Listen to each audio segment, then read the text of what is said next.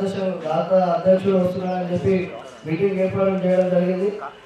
అన్ని జిల్లాలు ఉమ్మడి కామారెడ్డిలో పట్టభద్రులు అంటే చదువుకున్న డిగ్రీ పూర్తి చేసినాక ఓటు వేయాల్సింది ఉంటుంది. మనకు కన్నా అంటే మీ గల్లీలల్లా మన గల్లీలల్లా ఊళ్ళల్లా చదువుకున్న వాళ్ళు మన అక్క చెల్లెలు అన్నదమ్ములు ఉంటారు కదా, ఉంటే ఓటు ఎవరికి వేయాలా అనేటప్పుడు ఆలోచించే కోసం ఈ సభను ఏర్పాటు చేయడం జరిగింది.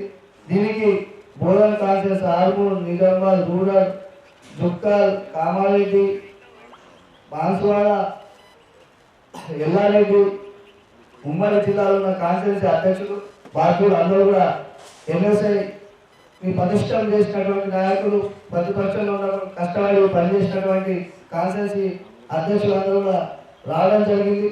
ఎందుకంటే 10 సంవత్సరాలు బీజేపీ కావచ్చు, అటు టీఆర్ఎస్ కావచ్చు, ఉద్యోగాల విషయాలు ముఖ్యంగా చూసుకుంటే కేజీ టు పీజీ ఉచిత విద్య కావచ్చు, మా లాంటి విద్యార్థులకు ఎడ్యుకేషన్ ఇస్తారని చెప్పి ఇప్పటి వరకు ఇవ్వలేదు. వైఎస్ రాజశేఖర్ ఫ్రీ ఎడ్యుకేషన్ ఇచ్చిండు. మీకు తెలుసా, మీ అక్కలు కావచ్చు చెల్లెలు కావచ్చు ఒకసారి అడగండి. 10 రూపాయలు అంటే డిగ్రీ బీటెక్ అట్లాంటివన్నీ కూడా పూర్తయినాయి. కానీ ఇవన్నీ విషయాలు నేను లాస్ట్కి మాట్లాడతా చర్చిస్తా. కానీ ప్రస్తుతం కాన్ఫరెన్స్ బాధ్యులు అందరూ కూడా ఒక్కొక్క నిమిషం మీకు సంబంధించింది మీరు మీ మండలాలు ఎట్లా పనిచేస్తారని చెప్పి మాట్లాడి తొందరగా ముగిస్తే కూడా మీరు వచ్చి అప్పటి నుంచి ఇక్కడ వెయిట్ చేస్తున్న విద్యార్థులు కూడా అక్కడ పొద్దున వాళ్ళ ఊళ్ళలో వాళ్ళ గ్రామాలలో పనిచేస్తారు. ఈరోజు నిజామాబాద్ జిల్లాలో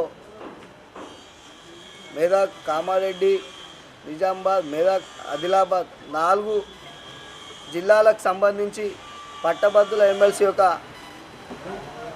ఓటింగ్ గురించి ఈరోజు ఎన్ఎస్ఏ ఆధ్వర్యంలో మా పిసిసి అధ్యక్షులు కావచ్చు, మా యొక్క రాష్ట్ర కార్యవర్గం, జిల్లా కార్యవర్గం ఆదేశాల మేరకు మా ఎన్ఎస్ఐ గతంలో ప్రతిపక్షంలో ఏ విధంగా అయితే పోరాటాలు చేసి, ఏ విధంగా అయితే ప్రశ్నించి కావాల్సిన హక్కుల కోసం ఈరోజు తెలంగాణ సాధించుకున్న అనంతరం మళ్ళీ తెలంగాణలో కాంగ్రెస్ పార్టీ లేదనే సమయంలో రేవంత్ రెడ్డి గారి రథసాధ్యంలో కాంగ్రెస్ పార్టీ ఏర్పడి ఈరోజు సంవత్సరం అయింది. చెప్పిన మాటలు ప్రతి ఒక్క పనిని కూడా ఈరోజు చిత్తశుద్ధితో ఈరోజు కాంగ్రెస్ పార్టీ చేస్తూ ఉంది. దాన్ని తట్టుకోలేక ఈరోజు బీజేపీ, టీఆర్ఎస్, ఇతర ప్రతిపక్ష నాయకులు భయపడి ఈరోజు ఎమ్మెల్సీ గ్రాడ్యుయేట్ ఎమ్మెల్సీ ఎలక్షన్స్ వచ్చింది. ఈరోజు బీఆర్ఎస్ ఒక అభ్యర్థిని కూడా ప్రకటించుకోలేకపోయినటువంటి పరిస్థితుల్లో ఈరోజు బీఆర్ఎస్ ప్రభుత్వం ఉంది. ఈరోజు బీజేపీకి కొమ్ము కాస్తూ ఒక బీజేపీకి అండర్గ్రౌండ్లో పనిచేస్తూ ఉన్నారు. ఎందుకంటే కవిత చేసినటువంటి అక్రమాలు, లిక్కర్ స్కామ్లు కావచ్చు, దొంగ పనులు కావచ్చు బయటపడొద్దని చెప్పి ఈరోజు కేటీఆర్ వాళ్ళు చేసినటువంటి భూదందాలు, వాళ్ళు అక్రమంగా సంపాదించిన ఆస్తులు ఏదైతే సిబిసిఐడి ఎంక్వైరీ చేసి వాళ్ళని లాక్కుంటారని చెప్పి ఈరోజు మోడీ కాళ్ళు మొక్కి ఆ బానిసలాగా బతుకుతూ ఈరోజు కేసీఆర్ అసెంబ్లీకి రాని పక్షంలో ఈరోజు ఉంది. దీన్ని ప్రజలలోకి మేము తీసుకెళ్తాం. కాంగ్రెస్ పార్టీ చెప్పిన మాట నెరవేరుస్తుంది, చెప్పినట్టు చేస్తుంది. ఎందుకంటే వచ్చి సంవత్సరం అయినప్పటికీ కూడా 50,000 ఉద్యోగాలు ఈరోజు పూర్తి చేసినాం. ఘనత ఈరోజు కాంగ్రెస్ పార్టీకి ఉంది. 10 సంవత్సరాలు అటు బీజేపీ కావచ్చు, అటు టీఆర్ఎస్ కావచ్చు 2 కోట్ల ఉద్యోగాలు సంవత్సరానికి ఇస్తా అని చెప్పి ఒక్క ఉద్యోగం కూడా ఇప్పటికీ ఇవ్వలేని పరిస్థితుల్లో ఏదైనా ఉందంటే ఈరోజు సిగ్గుచేటు. అదేవిధంగా అసెంబ్లీలో 9 ఎమ్మెల్యేలను 8 మంది ఎంపీలను ఇచ్చినప్పటికీ కూడా బడ్జెట్ కూడా తీసుకురాని పరిస్థితుల్లో ఈరోజు బీజేపీ ప్రభుత్వం ఉంది. అంటే తెలంగాణకు మీరు ఏం ఒడగబెట్టాలనుకున్నారు? పసుపోటుతోనే ఈరోజు అరవింద్ డ్రామాతో గెలిచిండు. అదేవిధంగా మాటలు చెప్పి పబ్బం గడుపుతూ ఉన్నారు తప్ప ఈరోజు ఏ ఒక్క రూపాయి కూడా ఈరోజు బీజేపీ నుంచి తెలంగాణకు తీసుకురాలేదు. ట్యాక్సీల రూపంలో మాత్రం వాళ్ళకు జిఎస్టీ రూపంలో మరొక పన్ను పోతూ ఉంది. ప్రజలు, యువకులు ఇవన్నీ కూడా గమనించాల. హిందూ ముస్లిం కాదు, ప్రతి ఒక్కరం గుడిలకు పోతాం, మసీదులకు పోతాం, చర్చిలకు పోతాం.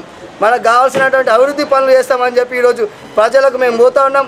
గతంలో ప్రతిపక్ష నాయకులు కూడా ఎమ్మెల్సీ జీవన్ రెడ్డిని గెలిపించుకున్నాం. ఈరోజు ఆల్ఫోర్స్ నరేందర్ రెడ్డిని కూడా అత్యధిక మెజారిటీతో మా ఎన్ఎస్ఐ కూడా గెలిపించుకుంటామని చెప్పి ప్రతి మండలాల్లో, గ్రామాల్లో, గల్లీలలో కూడా తిరిగి ఈ యొక్క మా ఏదైతే ఆదేశాలు ఇస్తారో తూచ తప్పకుండా తీసుకొని పనిచేసి ఈరోజు పిసిసి మహేష్ కుమార్ కావచ్చు, మా పెద్దలు షబ్బీర్ అలీ కావచ్చు, మా మరొక పెద్ద నాయకుడు సుదర్శన్ రెడ్డి కావచ్చు, వాళ్ళ యొక్క ఆదేశాల మేరకు మా జిల్లాలో మేమందరం కూడా కాళ్ళకు బబ్బం కట్టుకొని కూడా పోయి ఇంటింటికి పోయి వాళ్ళకి రిక్వెస్ట్ చేసి ఇంకా అభివృద్ధి పథకాలకు నడిపేయాలంటే మీ యొక్క ఓటు కూడా వేసి ఎమ్మెల్సీని గెలిపించండి, మేము కూడా పనిచేస్తాం, రేపు పొద్దున మా నాయకులకు అడుగుతామని చెప్పి ప్రతి ఒక్కరికి ఓట్లు వేయించే విధంగా ముందుకు పోతామని చెప్పి కూడా మా ఎన్ఎస్ఐ తరఫున ఉమ్మడి కామారెడ్డి, నిజామాబాద్ అన్ని కాన్స్టిట్యున్సీ నియోజకవర్గాలతో వాళ్ళ యొక్క ఉద్దేశాన్ని నేను తెలియజేస్తా ఉన్నాను.